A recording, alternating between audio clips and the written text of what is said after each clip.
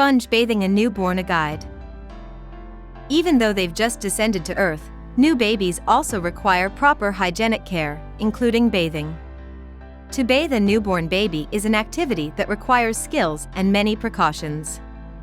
After all, these tiny humans are as fragile as one can be.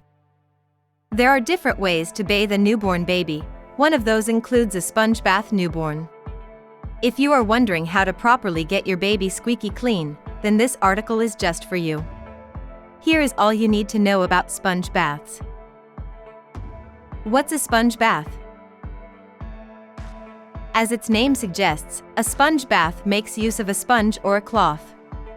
Since you cannot risk giving too much mobility to your newborns, considering how fragile they are, a sponge bath is mainly performed to maintain their hygiene. In a sponge bath, the baby is laid on a towel and not in a tub. The baby is then wiped off or cleaned using a wet cloth. How is sponge bath different from other baths? Sponge bathing a newborn baby is different from other baths because it doesn't require a tub. The baby is wiped with a wet cloth instead of getting washed while lying down. Another major difference is that the baby is not rinsed off all at once, and only one part of the body is wiped off at a time. When and why babies should get a sponge bath. When and why babies should get a sponge bath all depends on their conditions. For example, if a newborn baby boy hasn't fully healed from his circumcision, then he may need to get a sponge bath. Other than that, if the umbilical cord hasn't completely fallen off, the baby will need to get this type of bath again. If the baby is healing from surgery or has any stitches, then he fits into the criteria for getting sponge baths too. Sponge baths should only be performed twice or thrice a week, as the baby's skin is very sensitive as a newborn. Think you will need to sponge bathe your baby? It is necessary that you stay prepared for sponge bathing your baby beforehand. To make sponge bathing convenient for you, you must have a large bowl. Along with that, keep at least 2 small towels and washcloths with you. You will also need warm water. Make sure that water is not too warm. Next, choose a gentle soap that includes safe ingredients. Of course, you cannot bathe your baby by not keeping extra clean diapers, clothes, and wipes with you. How to do a baby sponge bath. Wondering how to sponge bathe a newborn? Here are 10 easy steps to make the whole process fun and easy for you. 1. First and foremost, appoint a separate area where you will sponge bath your baby. A bathing process like this should not be carried out in the middle of nowhere. 2. The area you plan on giving a sponge bath to your baby should be clean and must have a smooth surface. Next, ensure that every necessity is laid out in front of you. 3. Fill a large bowl with warm water.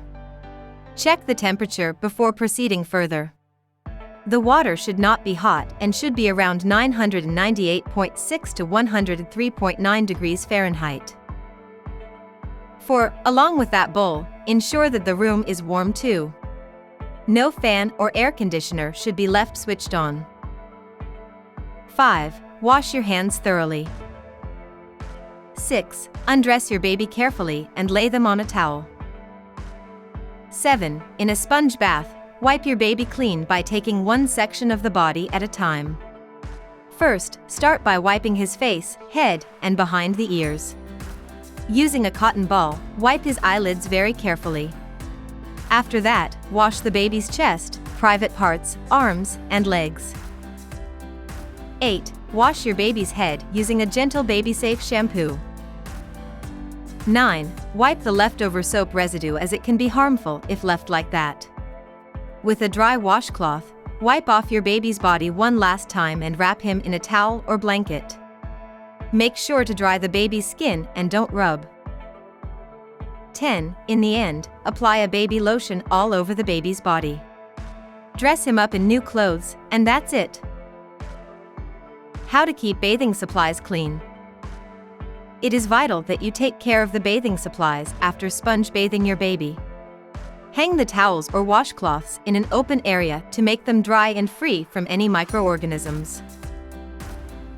How often should you sponge bath a newborn? The skin of newborn babies is sensitive, and hence you cannot sponge bath them every day.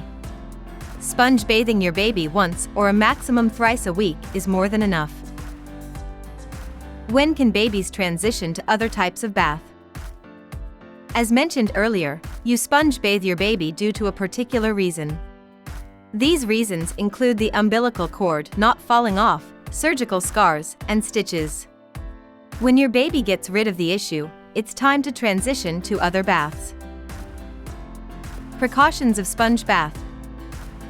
All newborn babies love getting a sponge bath, however, as parents, you must take necessary precautions.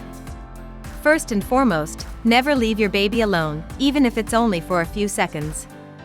Next, make sure that the baby is held securely and laid down on a smooth surface. You wouldn't want the baby to get hurt this way. Lastly, while washing and wiping the hair, ensure that no water or soap gets in the baby's eyes. You have to be extra vigilant at each step of the sponge bath. Conclusion. Sponge baths are a nice and effective way to clean your baby without irritating its area of concern. Such bathing technique keeps infections at bay and helps your baby remain clean and fresh at all times. Even though the steps involved in a sponge bath are pretty easy. Now that you know how to sponge bathe a newborn, you must ensure that you take enough precautions at each step. Always look into the things you are buying for a sponge bath and make sure they are safe for the baby's skin. If you like this video, make sure to give it a thumbs up and also subscribe to my channel for more informative videos like this one.